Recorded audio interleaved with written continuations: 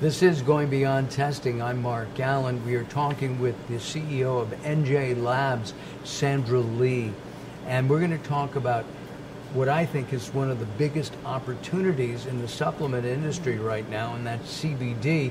We're also going to talk about cannabis, because more and more states are permitting and allowing cannabis to be used not only for medical reasons, somebody has cancer and pain, but also for recreational use. Do you test, and have you been testing for cannabis and CBD? Yes.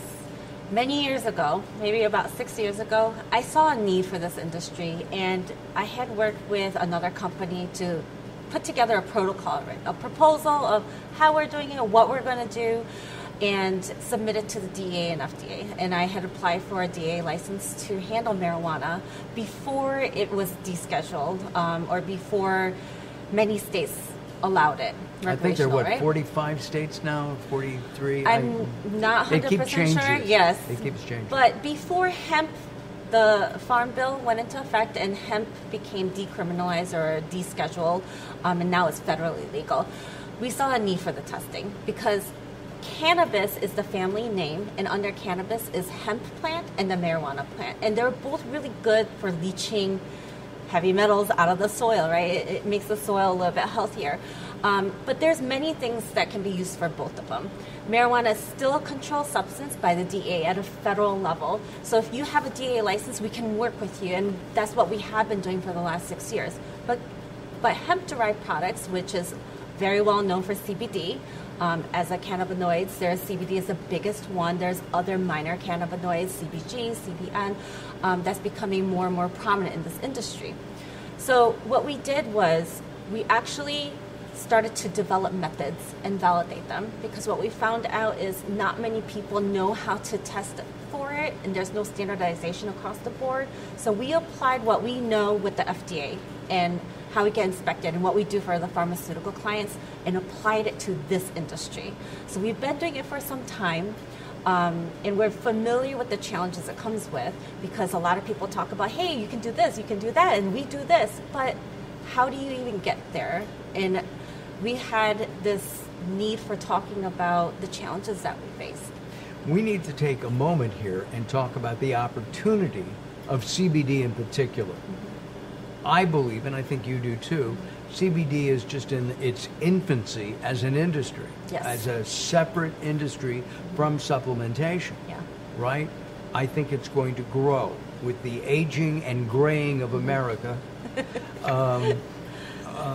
More and more people are turning to CBD instead of stronger products or drugs even. And we have an opiate epidemic right now with overprescribed, people saying my back hurts, and then they get hooked on an opiate of some kind, Oxycontin or whatever it might be. Do you believe that this industry is going to still explode even more? Yes. Humans gravitate trying to alleviate pain, and I can't imagine pain going away. It's here to stay, just like COVID, right? Right. It's here to stay, and we've spent generations trying to alleviate pain. And I feel like a lot of people don't want to take the same type of narcotics to help manage that. And there's a lot of people with chronic pain, so they're turning to natural supplements like CBD products or hemp-derived products to help with those ailments. So I think this industry is here to stay, it's not going anywhere, and it's going to continue to grow. And we're human. You can walk down a flight of stairs and injure a leg and twist an ankle. You could fall downstairs. Don't do that, folks. But it is an industry that's growing, that I think is going to grow. And as I said earlier, and as you mentioned, the use of opiates has grown tremendously. Yeah. It's slowing down, thank goodness. But if you're on an opiate, you're zoned out of your mind. I mean, you can't function where you can function on a good CBD product. Right. It's not addictive in nature, so a lot of people are starting to turn towards it. I get approached quite a bit. They're like, hey, you work in a laboratory. Keep in mind, I don't manufacture anything, right? And no manufacturing whatsoever going on here. But they say, do you know what's good? I go into a store and I have no idea what I'm buying. I walked into a store and I was overwhelmed, and I'm used to seeing these type of products. I can't even imagine what somebody who's not used to seeing it feels when they walk in. And so they're just kind of like, what should we take? Is this strong enough? Is this like good product? Does it work? And that's one of the biggest questions I get asked. But unfortunately, there's no true clinical studies right now. There are some studies where they're saying there's a certain dosage that could be effective, but a lot of times it's not really something that normal people would read. So how would they even know? You did an interesting study. You went into a market, or you went into the marketplace, and you purchased what? How many bottles of different products? Well, initially we weren't going to go and for any other purpose except we need to do some research, right? We need to make sure our method works, and we need products to validate our method once we developed it. So we had purchased over 15 different types of products, from ointments to tinctures, to capsules and tablets, and now there's mixtures. It's not just CBD. They're mixing things with CBD and melatonin to help you sleep, things like that. So, when you start with one ingredient and you keep adding ingredients to it, it changes the formula, it changes the way it works in your body. And everybody's body is different. You're going to react to it differently. It may work for you, it may not work for the next person. Right. So it's really important to know what's being out there, what's being put out there on the market. So we went out there to buy these products and to see if our method worked and if it was accurate enough. And we found a lot of challenges. Yeah, the challenge, can I say the big thing? So they went out, they bought the 15 products. How many of those products had no CBD in it? A couple of them had no CBD in it. Wow. There was a lot of them that, when you read a label that says 1,000 milligram, you scratch your head. We tested and it's like, we're not even getting close to it. What we found out is those labels are 1,000 milligrams of stuff that you're getting. It could be a mix of stuff. It doesn't necessarily mean that's what you're actually getting in CBD potency. And so it's a lot of things with the labeling. I feel like consumers not understanding what they're buying and how to read it appropriately and what the information entails. The other part is, because there's no standardization across the board and every lab is doing it differently, every state is doing it differently, the consistency and potency and impurities and whatever they're adding to it is not really accurate. One of the things that I've noticed on CBD bottles is that it'll say 1,000 milligrams, and then in very tiny type, it says per bottle, right? It depends. So sometimes they say it's per bottle, so you're not going to drink the whole bottle or consume the whole bottle at one time. So you break it up. You're right. It does happen in such a way that it seems like to be misleading the public.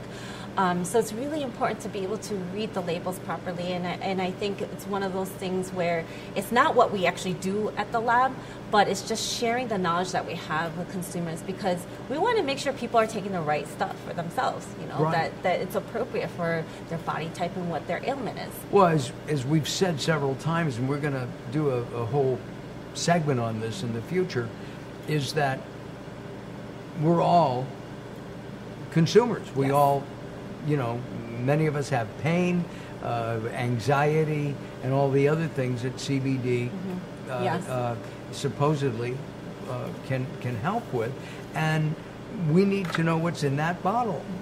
You have, at NJ Labs, you have created a process, if you will, that you validated that works to show what's in that CBD product, whether it's the ointment for skin or an ingestible of some kind. Yeah. So I think the validation process was very long. It was not easy. It took a lot longer than I had hoped. I don't know what any other company has struggled through, but we saw that, hey, this did not go the way we expected, which is science half the time too, right? That's why it's called experiments. But at the same time, we did see some consistencies in the market, right? There are some companies who are very good at what they do, and they're very transparent, and they're very honest on their label. So don't get me wrong, there are companies who do this job really well, and there's some companies who could still learn from those companies that do it well. And we're hoping to be part of that process. Sure.